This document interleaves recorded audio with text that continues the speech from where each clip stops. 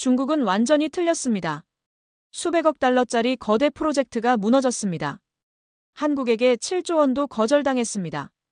MIT 국제해양자원 포럼 강당에 400명의 세계 각국 대표들 앞에서 한국을 모욕하던 순간에 한국의 젊은 학자가 나타나 아주 보기 좋게 굴복을 시켜버렸습니다. 이게 진짜 힘이었군요. 세계가 경악을 했습니다. 무엇이 중국을 이렇게 바꾼 걸까요? 승부는 이미 정해져 있었습니다. 40년간 바다와 함께 살아온 한국의 60대 한 어부의 지혜가 거대한 제국을 굴복시켰습니다. 어떻게 가능했을까요? 지금부터 세상에서 가장 잘한 혁명 이야기를 시작합니다. 시작하기 전 1초면 누를 수 있는 좋아요를 눌러주세요. 영상 제작에 큰 힘이 됩니다.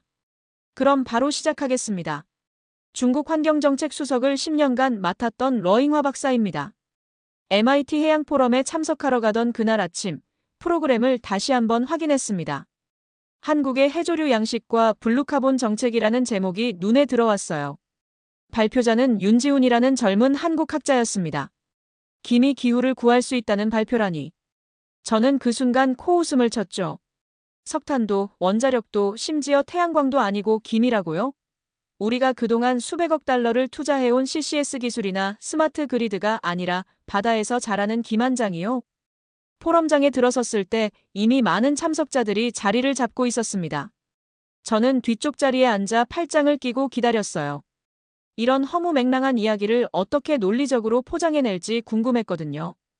윤지훈이 단상에 올라섰습니다. 30대 초반으로 보이는 그는 차분하게 말을 시작했어요. 여러분, 블루카본이라는 단어를 들어보셨나요? 바로 그때 제 머릿속에서 작은 경고음이 울렸죠. 블루카본. 분명 어디선가 들어본 용어였는데 정확히 기억나지 않았어요. 육상의 숲이 그린카본이라면 바다의 식물들이 저장하는 탄소가 바로 블루카본입니다. 놀라운 것은 이 블루카본의 탄소 흡수 속도가 그린카본보다 50배나 빠르다는 사실이에요. 50배라고요? 저는 그 말에 잠깐 정신이 번쩍 들었습니다. 하지만 곧 고개를 저었어요. 과장된 수치일 가능성이 높다고 생각했거든요. 한국의 갯벌과 김양식장은 연간 승용차 20만 대가 배출하는 탄소를 흡수합니다. 이는 30년 된 소나무 7,340만 그루가 1년간 흡수하는 양과 같아요. 윤지훈은 화면에 완도 앞바다의 위성사진을 띄웠습니다. 바다 위에 검은 격자 무늬가 규칙적으로 펼쳐져 있었어요. 긴발이었죠. 이 검은 격자 하나하나가 지구의 허파 역할을 하고 있습니다. 저는 그 순간 속으로 중얼거렸어요. 허파라니 좀 과하네. 하지만 윤지훈의 설명은 계속되었습니다. 김은 자라면서 바닷물 속의 이산화탄소를 흡수합니다. 그리고 수확 후에도 그 탄소는 해양 퇴적물에 장기간 저장되죠. 문제는 이 메커니즘을 제대로 이해하고 활용하는 나라가 많지 않다는 겁니다. 그때 한 참석자가 질문했습니다. 그렇다면 왜 지금까지 이런 사실이 널리 알려지지 않았을까요? 윤지훈이 잠깐 저를 바라보는 것 같았어요. 착각이었을 수도 있지만 그 시선에는 무언가 의미심장한 것이 있었습니다. 아마도 우리가 너무 위만 보고 있었기 때문일 겁니다. 하늘의 기술, 땅 위의 숲, 공중의 바람만 생각했지 바다속까지는 미처 내려다보지 못한 거죠. 이 말을 들은 순간 저는 가슴이 조금 답답해졌습니다. 마치 제 자신을 직접 지적당한 것 같은 기분이었거든요. 포럼이 끝나고 휴식 시간이 되자 앤더슨 교수가 제게 다가왔습니다. 러 박사님, 어떻게 보셨나요? 흥미로운 관점이긴 하지만 저는 말끝을 흐렸어요. 하지만요. 너무 단순한 접근이 아닐까 싶습니다. 기후변화는 복잡한 문제인데 김 한 가지로 해결될 리는 없죠. 앤더슨 교수가 고개를 끄덕이며 말했습니다. 그런데 러 박사님, 때로는 가장 단순한 해법이 가장 강력할 수 있지 않을까요? 당신의 시야에 빠진 것이 있을 수도 있습니다. 당신의 시야에 빠진 것이 있다는 그 말이 제 머릿속에서 계속 맴돌았어요. 저는 그날 밤 호텔방에서 윤지훈의 발표 자료를 다시 한번 꼼꼼히 살펴봤습니다. 사실 처음에는 반박할 근거를 찾으려고 했어요. 하지만 자료를 볼수록 묘한 기분이 들었습니다. 한국이 세계 김 생산량 1위라는 사실, 그리고 그 김들이 실제로 엄청난 양의 탄소를 흡수한다는 과학적 데이터들. 이 모든 것이 단순한 허풍이 아니라 실제 연구 결과였던 거죠. 정말 김이 지구를 구할 수 있을까? 그날 밤 저는 처음으로 이런 생각을 했습니다. 그리고 동시에 깨달았어요. 지난 10년간 제가 추진해온 거대한 프로젝트들, 화려한 기술들 사이에서 정작 가장 가까운 곳에 해답을 놓치고 있었을지도 모른다는 사실을 말이에요. 창밖으로 보이는 보스턴 항구의 야경을 바라보며 저는 한 가지 결심을 했습니다. 이 젊은 한국 학자의 이야기가 정말인지 직접 확인해 보겠다고요. 그게 제 인생을 완전히 바꾼 여행의 시작이었습니다. 헬리콥터에서 돌아오려면 비행기에 대해 생각해 보아야 합니다. 윤지훈의 발표가 당장만 머릿속에 돌았거든요. 특히 그가 마지막에 질문을 받았을 때, 지금까지 우리는 하늘만 보고 있어야 하는 것인가요? 집에 도착하자마자 저는 서재로 참여했습니다. 10명의 공동 창업자였던 프로젝트 자료를 꺼내서 넣었습니다. CCS 기술, 재활용 포집 및 저장. 수백억 달러가 투입된 수많은 프로젝트였죠. 2008년 베르켈 앤 로델라이스 사건에서 파이프라인 누출로 오리가 죽은 범인을 베풀고 싶습니다. 그때 나는 그런 문제가 있다고 생각했습니다. 하지만 지금 다시 말하면 그것은 전혀 같지 않은 것입니다. 아침에 연구원들과 회의를 가집니다. 제가 궁금해서요. 우리 CCS 프로젝트 실제 성과는 무엇인가? 연구원 중 한 분이 응답했습니다. 박사님, 기술적으로 성공했습니다. 그런데요? 비용이 너무 많이 필요하다고 여겨지지 않습니다. 탄소 포집 운영이 매우 중요합니다. CCS 제한의 에너지 요구량을 25에서 40% 증가시키죠. 저는 속으로 한숨을 쉬었습니다. 그동안 우리가 노력하는 부분은 돈과 시간을 생각하면 참담했어요. 그런데 박사님, 최근에 블루카본이라는 게 쉬었습니다. 한국에서 연구하고 있습니다. 그 말에 제철이에요. 바로 특별한 모험입니다.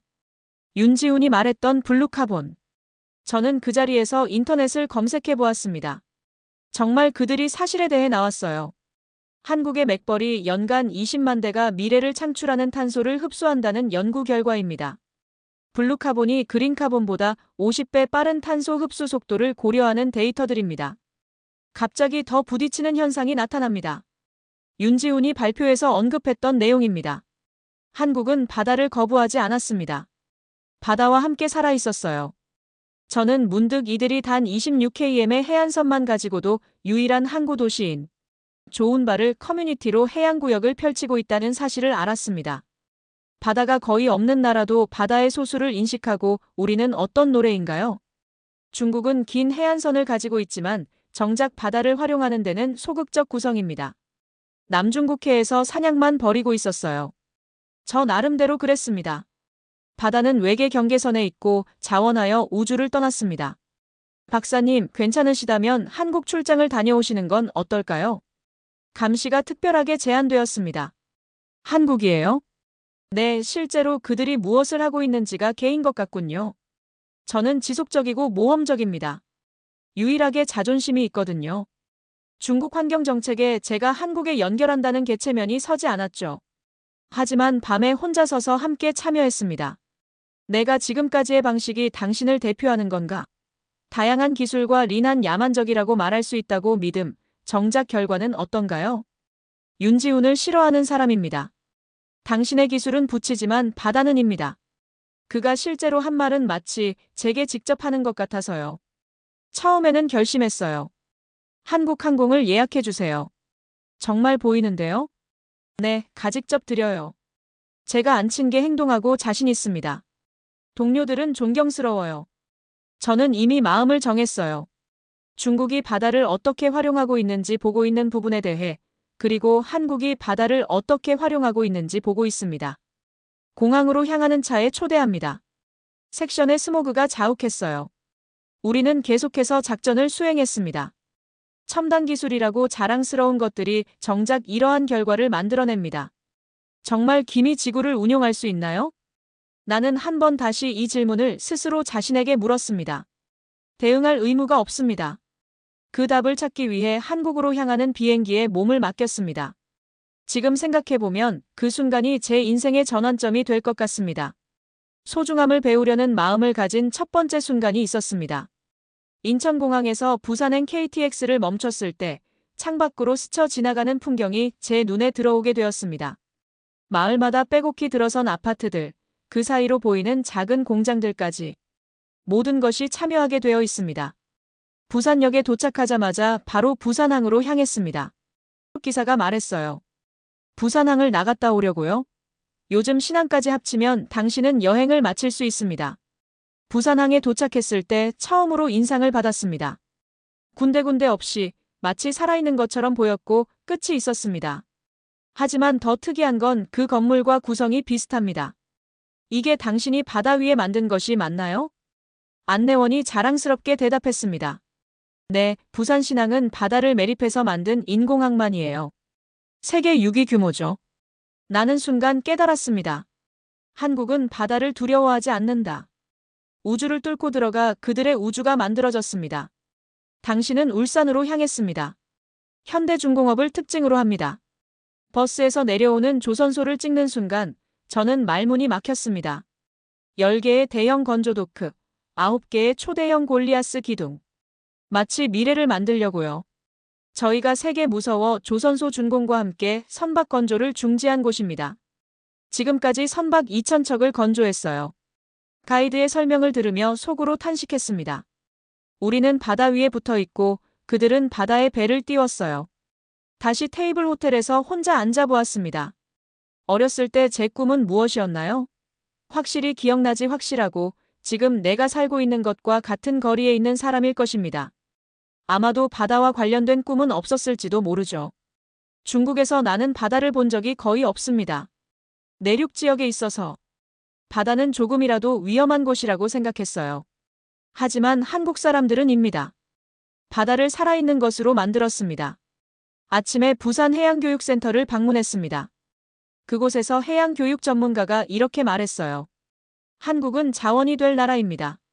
그래서 사람이 있을 것입니다. 바다를 통해 세계와 유일하게 기술을 다하고 전쟁을 전개해왔습니다. 그 싫어하는 사람을 찔렀습니다. 인적 냉장고의 경제 모델. 중국은 소수와 자원을 가지고 있지만 제대로 활용하지 않았다고 생각합니다. 반면에 한국은 협의에서 격려를 받았습니다. 교육이 핵심입니다. 우리는 활동할 때부터 바다를 규율하게 여기도록 허브요. 바다는 두려움의 대상이 아니라 기회의 공간을 믿고 있습니다. 그 순간 저는 제 학창서를 시작했습니다. 반에서 가장 친한 친구와 친구입니다. 발표할 때 얼굴이 빨개져서 제대로 못 됐어요.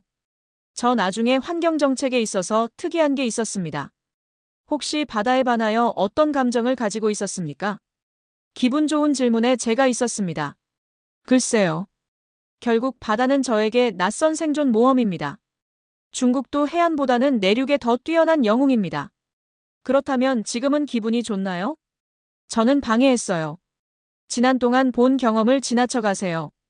부산항의 컨테이너, 현대중공업의 웅장함, 그리고 사람들의 거대한 모습들. 많이 구별됩니다. 바다가 이렇게 많은 가능성을 품고 있는 줄이에요. 안녕하세요. 우리가 바다를 두려워했을 때 그들은 바다를 고정하고 나섰습니다. 우리가 땅에서 찾을 수 있을 때 그들은 바다에서 기회를 발견했습니다. 저녁 식사에서 우연히 만난 동료가 이런 말을 하게 되었습니다. 바다는 경계가 아니라 연결되어 있습니다. 한국이 지금의 위치에 올바르고 다른 바다를 통해 세계에 연결되어 있기 때문입니다. 그 말을 들으며 나는 문득 깨달았습니다. 지금까지 내가 활동하는 일들이 가능하다고 생각하는 것입니다. 많은 기술과 연결에만 의존했기 때문에 가장 중요한 것은 존재하지 않았습니다. 호텔로 돌아가는 길에 다시 한번 바다를 바라보았습니다.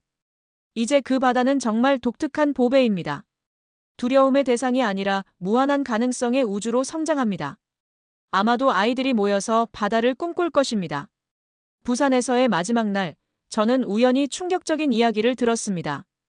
해양정책연구원과의 저녁 식사 자리에서였어요. 한국 야생콩 이야기 들어보셨어요? 저는 고개를 저었습니다. 서울대 이석하 교수팀이 한국 토종 야생콩의 전체 유전체 염기 서열을 세계 최초로 해독했어요. 그런데 이게 항암물질 개발의 핵심이 되는 유전 정보였거든요. 그가 계속 말했습니다. 독일 제약회사에서 이 특허를 사고 싶다며 7조 원을 제안했어요. 하지만 한국은 거절했죠. 저는 숨이 막혔습니다. 7조 원이라고요? 그 돈이면 중국의 CCS 프로젝트 몇 개는 더 할 수 있는 금액이었어요. 왜 거절했을까요? 생물 주권 때문입니다. 돈보다 중요한 게 있다고 봤죠. 한번 팔면 영원히 우리 손을 떠나니까요. 그 순간 저는 전율을 느꼈습니다. 돈보다 주권. 이건 단순한 철학이 아니라 전략이었어요. 그날 밤 호텔에서 저는 인터넷을 뒤져봤습니다. 서울대학교 식물생산과학부 이석하 교수가 농촌진흥청 바이오그린 사업의 일환으로 한국 토종 야생콩 유전체 순서를 모두 해독하여 미국 학술 잡지 PNAS에 게재했다는 기사를 찾았어요. 더 놀라운 건 다른 사실들이었습니다. 한국이 WTO TRIPS 이행과 종자주권의 확보를 위해 품종보호제도를 규정한 종자산업법을 제정했다는 내용도 발견했죠. 저는 문득 중국의 상황을 떠올렸습니다. 우리는 어떤가요? 지금까지 몇 번이나 귀중한 생물 자원을 헐값에 넘겼는지 모릅니다. 티베트의 약용식물, 윈난성의 희귀 버섯들. 외국 연구팀들이 와서 연구라는 명목으로 가져간 것들이 얼마나 많은지요. 다음 날 아침 공항으로 가는 길에 저는 동료에게 전화를 걸었습니다. 우리가 지금까지 생물 자원 관리를 어떻게 해왔는지 조사해보세요. 갑자기 왜요? 중요한 걸 놓치고 있었을 수도 있어요. 베이징으로 돌아가는 비행기에서 저는 계속 생각했습니다. 한국이 7조 원을 거절할 수 있었던 이유가 뭘까요? 그들에게는 돈보다 소중한 가치가 있었던 거예요. 바로 미래에 대한 투자였죠. 며칠 후 연구소에서 동료들과 회의를 가졌습니다. 박사님이 요청하신 자료를 정리했습니다. 결과는 참담했어요. 지난 20년간 중국이 해외에 넘긴 생물 자원의 가치가 수백조 원에 달한다는 걸 알았거든요. 반면 우리가 받은 대가는 얼마 되지 않았습니다. 한국은 어떤가요? 완전히 다릅니다. 그들은 모든 생물 자원에 대해 체계적으로 관리하고 있어요. 특히 해양 생물 자원에 대해서는 더욱 철저하죠. 그때 한 연구원이 말했습니다. 박사님, 그런데 최근 중국 학계에서 논란이 있어요. 박사님의 한국 출장 이후로 말입니다. 무슨 논란이요? 일부 교수들이 박사님이 한국에 가서 무엇을 보고 왔는지 의문을 표하고 있어요. 심지어 철회를 요구하는 사람들도 있습니다. 저는 한숨을 쉬었습니다. 예상했던 반응이었어요. 하지만 저는 이미 확신하고 있었습니다. 김이 정말 지구를 구할 수 있을까요? 후배 연구원이 조심스럽게 물었습니다. 저는 잠시 생각한 후 대답했습니다. 김만으로는 안 될 거예요. 하지만 김을 대하는 그들의 철학이 지구를 구할 수 있을 겁니다. 무슨 의미인가요? 보이지 않는 자원을 보는 눈이죠. 우리는 석탄과 석유만 보고 있을 때 그들은 바닷속 김이 만들어내는 가치를 보았어요. 우리가 7조 원의 눈이 멀 때 그들은 미래의 무한한 가능성을 선택했습니다. 그날 오후 저는 혼자 사무실에 남아 있었습니다. 창밖으로 베이징의 스모그가 보였어요. 우리가 그동안 추구해온 발전의 결과물이었죠. 문득 윤지훈의 말이 떠올랐습니다. 한국은 바다를 두려워하지 않았습니다. 함께 살았습니다. 저는 깨달았어요. 진짜 전쟁은 눈에 보이는 자원의 전쟁이 아니라 보이지 않는 자원의 전쟁이라는 것을. 그리고 그 전쟁에서 승리하려면 철학이 필요하다는 것을 말이에요. 한국의 김이 중요한 게 아니었습니다. 김을 바라보는 한국의 시각이 중요했던 거죠. 자원을 가진 나라가 아니라 지키는 나라가 이기는 시대. 저는 그제야 이해할 수 있었어요. 저녁 무렵 집으로 돌아가는 길에 저는 다시 한번 결심했습니다. 중국도 변해야 한다고. 그리고 그 변화의 시작점을 찾기 위해 다시 한번 한국에 가야겠다고 말이에요. 베이징으로 돌아온 지 일주일 후, 저는 국제해양정책 세미나에 참석했습니다. 그곳에서 다시 윤지훈을 만났어요. 이번에는 그가 발표자가 아니라 청중 중 한 명이었습니다. 세미나 주제는 남중국해 영유권 분쟁이었죠. 저는 패널 토론에 참여하게 되었고 중국의 입장을 대변해야 했습니다. 남중국해는 역사적으로 중국의 영향권 아래 있었습니다. 구단선으로 표시된 우리의 영유권 주장은 충분한 근거가 있어요. 저는 익숙한 논리를 펼쳤습니다. 2016년 헤이그 중재재판소가 중국의 영유권 주장을 기각했지만 우리는 그 판결을 인정하지 않는다고 말했죠. 그때 윤지훈이 손을 들었습니다. 질문이 있습니다. 저는 긴장했어요. 그의 날카로운 시선이 느껴졌거든요.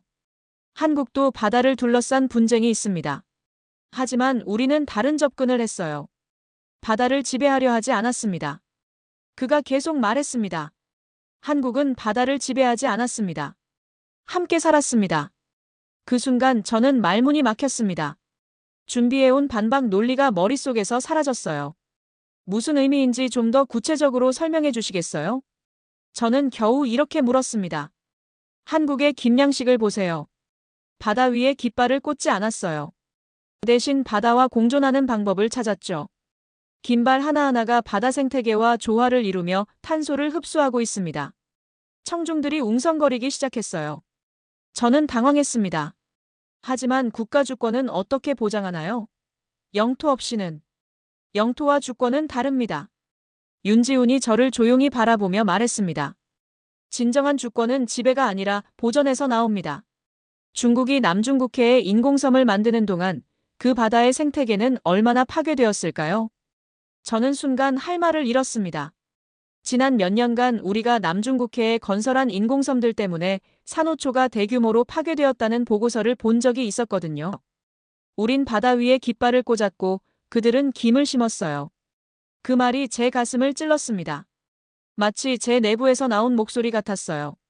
세미나가 끝난 후 저는 혼자 호텔 로비에 앉아 있었습니다. 지난 몇십 년간 제가 믿어왔던 모든 것들이 흔들리고 있었어요. 윤지훈이 다가왔습니다.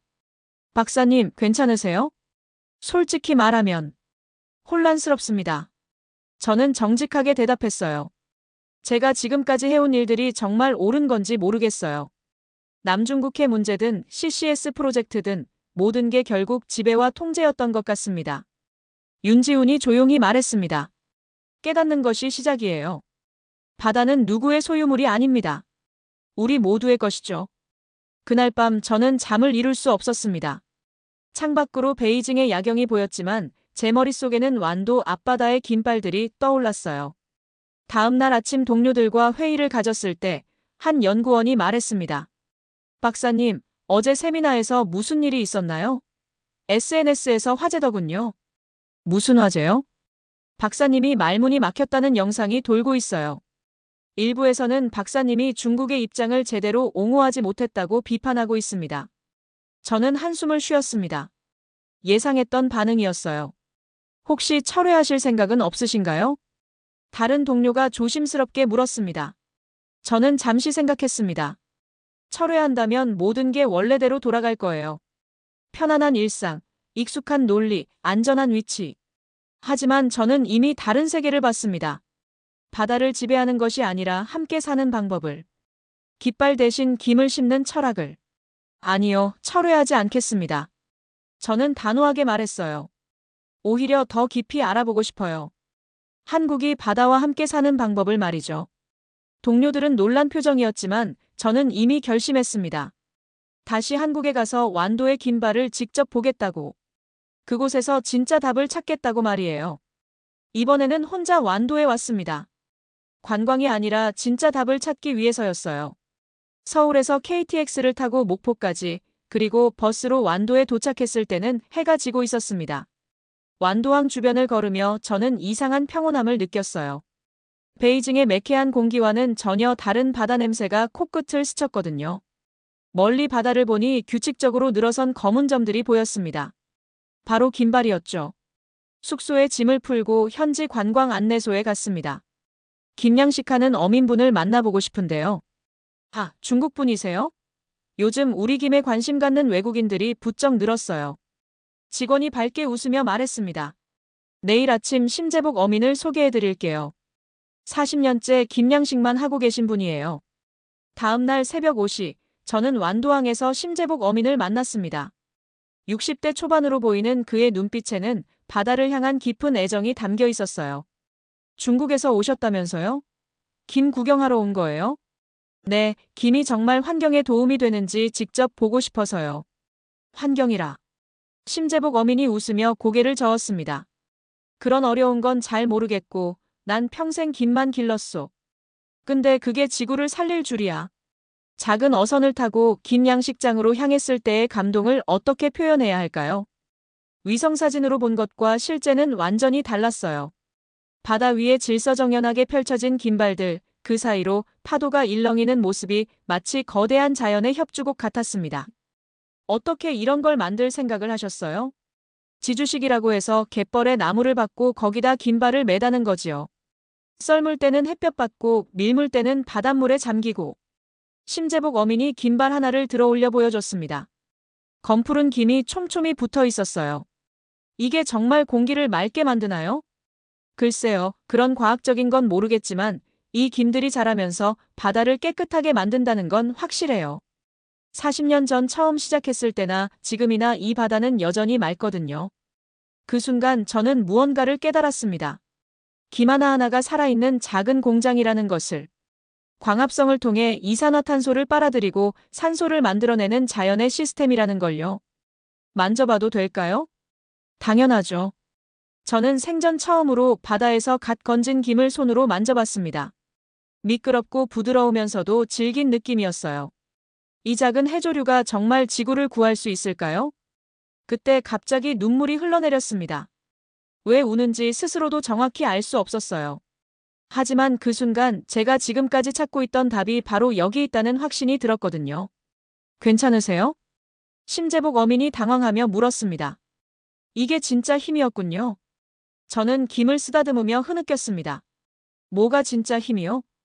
거대한 기술이나 엄청난 돈이 아니라 이렇게 자연과 하나가 되는 지혜가 진짜 힘이었던 거네요.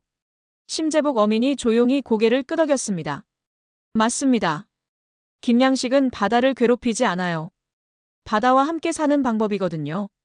그날 저녁 숙소로 돌아와서 저는 무심코 스마트폰으로 오늘의 경험을 간단히 촬영해 SNS에 올렸어요. 김을 만지며 우는 모습까지 그대로 담겨 있었죠. 나중에 보니 그 영상이 온라인에서 큰 화제가 되었더군요. 중국 전직 환경정책 수석이 한국 김 보고 감동의 눈물이라는 제목으로 말이에요. 그날 밤 저는 오랫동안 잠들지 못했습니다. 창밖 완도의 고요한 밤바다를 바라보며 생각했어요. 우리가 바다 위에 깃발을 꽂는 동안 이곳 사람들은 바다에 김을 심었구나. 이제야 윤지훈의 말을 진정으로 이해할 수 있었습니다. 완도에서 촬영한 영상이 인터넷에서 화제가 된 지 일주일 후 저는 예상치 못한 연락을 받았습니다. 유엔 기후변화협약 사무국에서 온 초청장이었어요. 중국 환경정책 전문가로서 블루카본에 대한 새로운 관점을 제시해달라는 내용이었습니다. 뉴욕에서 열리는 기후변화 특별 세미나에서 발표해달라는 거였죠. 처음에는 거절하려 했어요. 제가 무슨 자격으로 유엔에서 발표를 한다는 말인가요? 하지만 윤지훈의 조언이 제 마음을 바꿨습니다. 박사님이 완도에서 느낀 그 감동을 세계와 나눠야 합니다. 그게 바로 진짜 변화의 시작이에요. 뉴욕행 비행기에서 저는 발표 원고를 다시 한번 점검했습니다. 제목은 바다에서 배운 겸손 블루카본을 통해 본 새로운 기후 철학이었어요. 유엔 본부에 도착했을 때 제 가슴은 두근거렸습니다. 세계 각국의 대표들이 모인 회의장의 무게감이 느껴졌거든요. 그런데 동시에 이상한 평온함도 있었어요. 완도에서 김을 만졌던 그 순간의 감동이 여전히 제 안에 살아있었거든요. 발표 순서가 되자 저는 단상에 올라섰습니다. 마이크 앞에 서서 잠시 숨을 고르고 말을 시작했어요. 저는 중국의 기술 전략을 믿었습니다. 거대한 프로젝트와 막대한 투자만이 기후변화를 해결할 수 있다고 생각했어요. 회의장이 조용해졌습니다. 하지만 오늘은 그보다 깊은 가치를 보았습니다. 저는 화면에 완도 긴발 사진을 띄웠습니다. 바다 위에 질서정연하게 늘어선 검은 격자들이 황금빛 햇살을 받아 반짝이고 있었어요. 이것은 한국 완도의 김양식장입니다. 크기로만 보면 우리가 남중국해에 건설한 인공섬의 수천분의 1에 불과합니다. 하지만 이 작은 긴발들이 하는 일은 우리의 거대한 구조물보다 훨씬 위대해요. 저는 완도에서 만난 심재복 어민의 사진을 보여줬습니다. 김을 들고 웃고 있는 그의 모습이었죠. 이분은 40년간 김양식을 해온 어민입니다. 그는 저에게 이렇게 말했어요. 난 평생 김만 길렀소. 근데 그게 지구를 살릴 줄이야. 회의장에서 작은 웃음소리가 들렸습니다. 한국의 갯벌과 김양식장은 연간 승용차 20만 대가 배출하는 탄소를 흡수합니다. 이는 30년 된 소나무 7,340만 그루가 1년간 흡수하는 양과 같아요. 하지만 더 중요한 건 그 방법입니다. 저는 잠시 멈추고 청중들을 바라봤습니다. 우리는 바다 위에 깃발을 꽂았습니다. 그들은 바다에 김을 심었어요. 우리는 지배하려 했고 그들은 공존하려 했습니다. 그 순간 제 목소리가 떨렸습니다. 완도에서의 기억이 다시 떠올랐거든요. 저는 김을 처음 만져봤을 때 울었습니다. 부끄럽지만 사실이에요. 그 순간 깨달았어요. 진짜 힘은 자연을 정복하는 것이 아니라 자연과 하나가 되는 것이라는 걸 말이죠. 회의장이 완전히 조용해졌습니다. 모두가 집중하고 있었어요. 블루카본은 단순한 기술이 아닙니다. 철학이에요. 바다를 친구로 여기는 마음, 미래 세대를 위해 오늘 당장의 이익을 포기할 수 있는 용기, 그리고 작은 것의 위대함을 알아보는 지혜가 바로 블루카본의 본질입니다. 저는 마지막 슬라이드를 보여줬습니다. 완도 일몰 사진이었어요. 긴발들 사이로 해가 지는 아름다운 풍경이었죠. 제가 중국으로 돌아가면 동료들에게 이렇게 말할 겁니다. 우리도 바다의 김을 심자고, 깃발 대신 생명을 심자고. 그게 진짜 미래라고 말이에요. 발표가 끝나자 회의장에서 박수가 터졌습니다. 하지만 그 박수보다 더 의미 있었던 건 객석에서 빙그레 웃고 있는 윤지훈의 모습이었어요. 그가 저를 격려하기 위해 뉴욕까지 온 거였죠. 발표 후 여러 나라 대표들이 저에게 다가왔습니다. 중국이 정말 정책을 바꿀 건가요? 어떻게 하면 우리나라에도 김양식을 도입할 수 있을까요? 블루카본 기술 협력이 가능한가요? 그 순간 저는 확신했어요. 이게 바로 시작이라고. 작은 김 한 조각이 만들어낸 큰 변화의 시작이라고 말이에요. 그날 밤 호텔에서 저는 오랫동안 창밖을 바라봤습니다. 뉴욕의 화려한 야경이 보였지만 제 마음속에는 완도의 고요한 바다가 있었어요. 내 이름은 권력이 아닌 반성 위에 새겨질 것입니다. 그리고 그 반성이 바로 새로운 시작의 첫걸음이 될 거예요. UN 발표 이후 6개월이 지났습니다. 그동안 제 삶은 완전히 바뀌었어요. 중국으로 돌아온 첫날, 공항에서 기자들이 몰려들었습니다. 정말 중국이 김양식을 시작할 건가요? 기존 정책을 철회하는 건가요? 저는 침착하게 대답했어요. 철회가 아니라 발전입니다. 우리가 놓쳤던 부분을 보완하는 거죠. 베이징으로 돌아와 첫 번째로 한 일은 정부의 보고서를 제출하는 것이었어요. 제목은 바다와 공존하는 새로운 환경 정책 방향이었습니다. 중국 연안 지역에서 김양식 시범 사업을 시작해야 합니다. 특히 산동성 연안이 적합할 것 같아요. 정부 관계자들은 처음엔 회의적이었어요. 하지만 제가 가져온 구체적인 데이터와 유엔에서의 반응을 보고 점차 관심을 보이기 시작했습니다. 3개월 후 드디어 첫 번째 성과가 나왔어요. 중국 산동성 근해에서 김양식 시범지구 착공이 시작된 거죠. 규모는 작았지만 상징적 의미가 컸어요. 시범지구 착공식에 참석했을 때의 기분을 어떻게 표현해야 할까요? 바다 위에 처음으로 긴발이 설치되는 모습을 보며 저는 또 한 번 눈물을 흘렸습니다. 이번에는 기쁨의 눈물이었어요. 러 박사님, 정말 이게 가능할까요?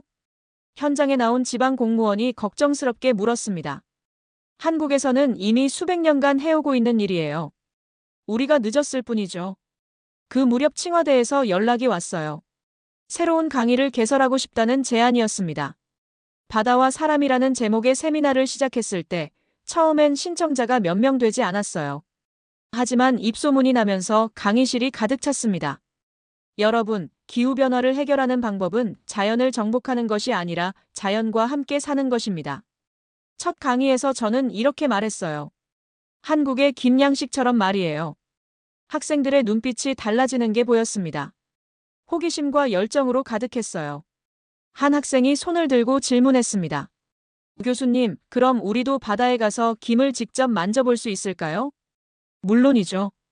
다음 주에 산동성 시범지구로 견학을 갑시다. 그렇게 시작된 현장 학습은 대성공이었어요. 학생들이 직접 김을 만져보고 어민들과 대화하는 모습을 보며 저는 뿌듯했습니다. 교수님, 이제 이해했어요. 왜 교수님이 그때 우셨는지 말이에요. 한 학생이 김을 만지며 저에게 말했어요. 6개월이 지난 지금 산동성 시범지구에서는 첫 번째 김이 수확되고 있습니다.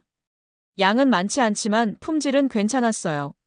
무엇보다 바다 생태계에 미치는 긍정적 영향이 확인되고 있었습니다. 어제는 특별한 손님을 맞았어요. 윤지훈이 중국을 방문한 거였습니다. 박사님, 정말 대단한 변화네요. 산동성 김양식장을 둘러본 그가 감탄하며 말했어요. 이제 시작일 뿐이에요. 진짜 변화는 앞으로 일어날 거예요. 어떤 변화 말씀이신가요? 중국 전체가 바다를 바라보는 시각이 바뀔 겁니다. 지배의 대상이 아니라 공존의 파트너로 말이에요. 그날 저녁 윤지훈과 함께 바닷가를 걸으며 이야기했어요. 박사님 덕분에 많은 것이 바뀌고 있어요. 한국에서도 중국의 변화에 주목하고 있습니다. 저 혼자 한 일은 아니에요. 모든 건 완도에서 시작됐죠. 우리는 함께 바다를 바라봤습니다. 멀리 깃발들이 보였어요. 아직은 작은 시작이지만 희망찬 미래의 씨앗이었죠. 오늘 아침 연구실에서 제자와 함께 김을 관찰하며 이야기를 나눴어요. 교수님, 이 작은 김이 정말 세상을 바꿀 수 있을까요? 이미 바꾸고 있어요. 우리의 생각을, 우리의 행동을, 그리고 우리의 미래를 말이에요. 제자가 조심스럽게 김을 만지는 모습을 보며 저는 미소 지었습니다. 이젠 내가 배우는 시간입니다. 예전에 저라면 가르치려고만 했을 거예요. 하지만 지금은 다릅니다. 바다가, 김이, 그리고 자연이 저에게 가르쳐주는 것들을 겸손하게 받아들이고 있어요. 창밖으로 중국의 새로운 바다가 보입니다. 더 이상 지배의 바다가 아니라 공존의 바다. 긴발 하나하나가 미래를 향한 다리가 되고 있는 바다죠. 작은 김밥 한 줄이 중국을 바꾸고 세계를 이어주는 상징이 되었습니다. 그리고 그 변화의 중심에 바다가 있어요. 우리 모두의 바다가 말이에요. 전 세계 122개국 매 7억 원어치의 바다를 우리는 키워서 수출하고 있습니다. 김은 세계 수출 1위, 한국은 해조류 생산 세계 3위. 그런데 지금 수출만으로는 설명이 안 됩니다. 미국, 영국, 호주, 노르웨이 지금이 순간에도 한국의 바다를 배우러 오고 있습니다. 완도의 양식장 그 자체가 바다 위 교과서가 된 겁니다. 석유는 땅에서 금은 산에서 나오지만 한국은 바다에서 미래를 만들어냅니다. 김밥 한 줄 속에 담긴 건 한국의 기술이자 지구의 희망이었습니다.